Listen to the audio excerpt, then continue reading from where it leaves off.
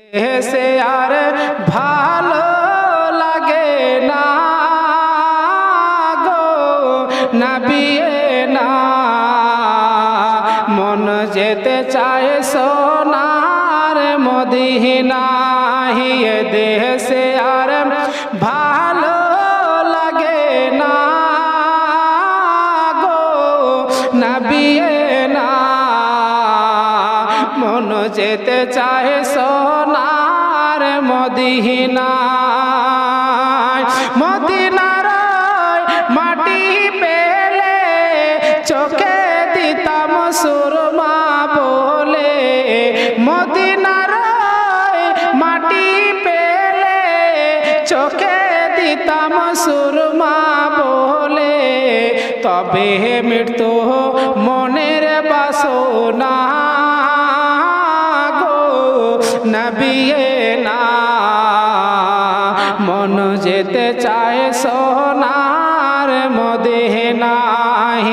দেশে আর ভালো লাগে না গো নবী না, মন যেতে চায় সোনার মদিনায়। হযরত ঈসা নবিয়না আলাইহিস সালাতু ওয়া তাসলিমের যুগে আপনার এক ধোবি ছিল। সেই ধোবি আপনার কাপড় পরিষ্কার পরিচ্ছন্নতা করে নিজের জীবন যাপন করিত, নিজের সংসারের সমস্ত কিছু আপনার মেনটেন করিত। কিন্তু বেরাদার ওই গ্রামের লোকেরা তার প্রতি অসন্তুষ্ট হয়ে আল্লাহর পয়গম্বর হযরত ঈসা নবিয়না আলাইহিস সালাতু ওয়া তাসলিমের দরবারে এসে উপস্থিত হয়ে বলে, ওগো আল্লাহর নবী, আমরা অমুক ধোবির জ্বালাতন আর সহ্য করতে পারি না গো নবী, আপনি তাদের জন্য বরদুয়া করে দিন, তার জন্য আপনি বরদুয়া করে দিন, সে যেন আপনার মারা যায়। আল্লাহর পয়গম্বর হযরত ঈসা নবিয়না আলাইহিস সালাতু ওয়া তাসলিম তখন আপনার জিজ্ঞাসা করলেন, সে এমন কি কাজ করেছে বলো বলো। সেই লোকেরা আপনার একত্রিত হয়ে বলতে লাগিল, ওগো আল্লাহর নবী, আমরা তাকে আপনার কাপড় পরিষ্কার পরিচ্ছন্নতা করার জন্য দিই, কিন্তু সে কাপড়গুলো নিয়ে যায়, আমাদের কাপড়গুলো ঠিক মতো আমাদের কাছে পৌঁছে দেয় না গো নবী, আমাদের কাপড়গুলো রদ্দ বদল করে দেয়, তার জ্বালাতন আমরা সহ্য করতে পারি না, আপনি তার জন্য বরদুয়া করে দিন, সে যেন মারা যায়। সেই ধোবি কাপড় পরিষ্কার পরিচ্ছন্নতা করিত, কিন্তু কাপড়গুলো যার যেটা কাপড় তাকে কিন্তু সেটা ফিরিয়ে দিত না, এটাই তার সমস্যা। হযরতে ঈসা নবিয়না আলাইহিস সালাতু ওয়া তাসলিম তখন আপনার বললেন, ঠিক আছে তোমরা চলে যাও। আল্লাহর পয়গম্বর দোয়া করলেন, দোয়া করার পরে বললেন, ঠিক আছে চলে যাও। সেই ধোবি আজ ঘাটের কিনারায় যাবে, আর সে ঘাট থেকে আর ফিরে আসবে না। লোকেরা আপনার সমস্ত লোকেরা আপনার নিজ নিজ বাড়িতে চলে যায়।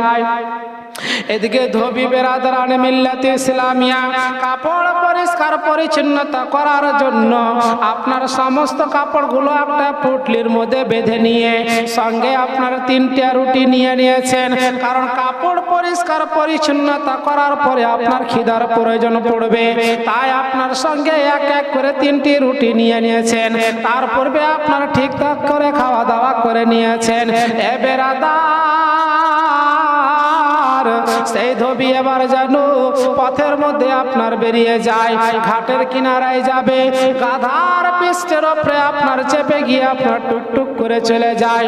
পথের মধ্যে আল্লাহর এক বান্দা এক সওয়ালি আপনার সওয়াল করে বসিল, ও বাপুরে, আজ আমি অনাহার অবস্থায় রয়েছি, কিছু খাবার থাকে তো আমায় দিয়ে দাও। সেই আল্লাহর বান্দা সেই ধোবি তখন তার কষ্ট দেখে সেই সাওয়ালির যখন আপনার প্রশ্ন করিল, তাকে আপনার একখানা রুটি দিয়ে দিল। কারণ সেই ধোবি বলে, আমি তো বাড়ি থেকে খাওয়া দাওয়া করে বেরিয়েছি, আবার সঙ্গে এক এক করে আমি 3টা রুটি বেঁধে নিয়েছি। সেই সাওয়ালিকে আমি একটা রুটি দিয়ে দেব, আবার কাজকর্ম করে আমি 2টা রুটি খেয়ে নেব, আমারও কাজ হয়ে যাবে, সেই সাওয়ালিরও কাজ হয়ে যাবে।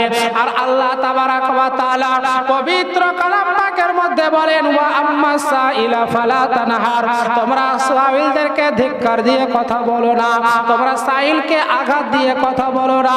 সেই ধোবি আপনার একটি রুটি যখন আপনার দিয়ে দিলেন, সেই সাওয়ালি আল্লাহর কাছে দোয়া করলেন, দোয়া করে বলছেন, মাবুদ আমাকে তোমার বান্দা একটি রুটি দিয়েছে গো আল্লাহ, তার জীবনের সমস্ত গুনাহ খাতা আল্লাহ তুমি তারে মাফ করে দাও।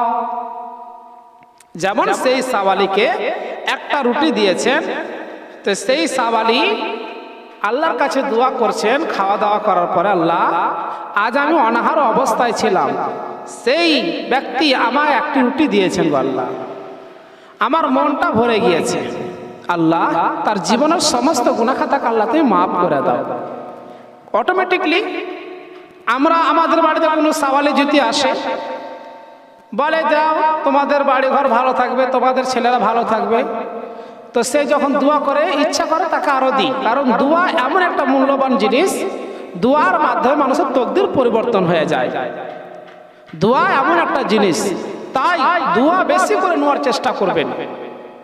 যাদের মা আছে খাস করে তাদেরকে বলিব, তোমরা নিজের মার কাছে দোয়া নেওয়ার চেষ্টা করবে, কারণ আল্লাহ তাবারাক ওয়া তাআলার নবী হাদিস পাকের মধ্যে বলেন, 3 ব্যক্তির দোয়া আল্লাহ কারেন্টের মতন কবুল করেন। 3 নম্বরে হচ্ছে আপনার মা, মায়ের খিদমত করবেন, মায়ের সেবা যত্ন করবেন, মায়ের পায়ে তলে তোমাদের জান্নাত। নবী আমার বলে দিয়েছেন, মায়ের খিদমত করো, তোমার পায়ের তলে তোমাদের জান্নাত। বন্ধুগণেরা আমার, সেই সাওয়ালিকে আর একটা রুটি দিয়ে দেয়, তাকে আপনার ভালো লাগিল, দোয়াটা আপনার করেছেন তার মঙ্গলের জন্য, তার ভালাইয়ের জন্য। সেই ধোবি আবার একখানা রুটিগুলো দিয়ে দিয়েছেন। সেই সাওয়ালি আল্লাহর কাছে দোয়া করে বলেন, মাবুদ আবার আমাকে একখানা রুটি দিয়েছে গো আল্লাহ, তার অতীত এবং ভবিষ্যতের গুনাহ খাতা আল্লাহ তুমি মাফ করে দিও। অতীত মানে অতীতে কি করিবে, ভবিষ্যতে আপনার কি করিবে, অতীতে আপনার কি করেছেন এবং ভবিষ্যতে আপনার কি করবেন, আল্লাহর কাছে দোয়া করেন, আল্লাহ তার অতীত এবং ভবিষ্যতের সমস্ত গুনাহ খাতাকে আল্লাহ মাফ করে দাও। আবার যখন আপনার আর একটা রুটি দিয়ে দিলেন, তখন সেই সাওয়ালি দোয়া করে বলেন, মাবুদ সে আমাকে আর একটা রুটি দিয়েছে গো আল্লাহ, তার হায়াতকে তুমি দারাজ করিয়া দাও, জান্নাতের মধ্যে আলিশান তার জন্য একটা জান্নাতের বাগান, জান্নাতের একটি ঘর দান করে দাও। আল্লাহ তাবারাক ওয়া তাআলার কাছে দোয়া করলেন। এই বলে আপনার সাওয়ালি একদিকে চলে যায়, এদিকে আপনার ধোবি আপনার কাজে চলে যায়, কাজকর্ম করতে আপনার কাপড় পরিষ্কার পরিচ্ছন্নতা করতে আরম্ভ করলেন। কিন্তু লোকেরা কে হযরতে ঈসা আলা নবিয়িনা আলাইহিস সালাতু ওয়াস তাসলিম বলে দিয়েছেন, অমুক ধোবি অমুক ঘাটের কিনারায় যাবে, ঘাটের কিনারা থেকে আর সে ফিরে আসবে না, স্যার আজকেরই হায়াত রয়েছেন। লোকেরা চতুর্দিক থেকে লুকায়া লুকায়া আপনার তাকায়া তাকায়া দেখে, আজকে এই ধোবি মারা যাবে, তার আজকে আমরা সর্বনাশ আমরা দেখতে চাই। কিন্তু বেরাদার সেই ধোবি কাপড় পরিষ্কার পরিচ্ছন্নতা করে নিজ বাড়িতে আপনার ফিরে আসিল। লোকেরা তখন আল্লাহর পয়গম্বর হযরত ঈসা নবীকে গিয়ে বললেন, ওগো আল্লাহর নবী, আপনি তো বলেছিলেন, কিন্তু সেই ধোবি তো আপনার বাড়ি ফিরে আসিল, এই কি করে ঘটে গেল? আল্লাহর পয়গম্বর হযরত ঈসা আলা নবিয়িনা আলাইহিস সালাতু ওয়াস তাসলিম বললেন, ঠিক আছে সেই ধোবিকে আমার কাছে নিয়ে আসা হোক। সেই ধোবিকে নিজের কাছে আনা হলো। আল্লাহর পয়গম্বর হযরত ঈসা নবীর সামনে গিয়ে হাজির হয়ে সালাম কালাম হলো। সালাম কালামের পরে বেরাদার, সেই আল্লাহর পয়গম্বর হযরত ঈসা আলা নবিয়িনা আলাইহিস সালাতু ওয়া তাসলিম তখন আপনার বলিল, ও ভাই তুমি একটু বলো না, তুমি তোমার আজকের দিনের মধ্যে কি কি ঘটনা ঘটেছে। তখন সমস্ত কথা একের পর এক আপনার বলতে লাগিল। আমি শর্টকাটে আপনার এগিয়ে নিয়ে যাচ্ছি, একের পর এক আপনার বলতে লাগিল। তখন আল্লাহর পয়গম্বর হযরত ঈসা আলা নবিয়িনা আলাইহিস সালাতু ওয়া তাসলিম বললেন, তোমার কাপড়ের গাঁঠরিটা খুলো।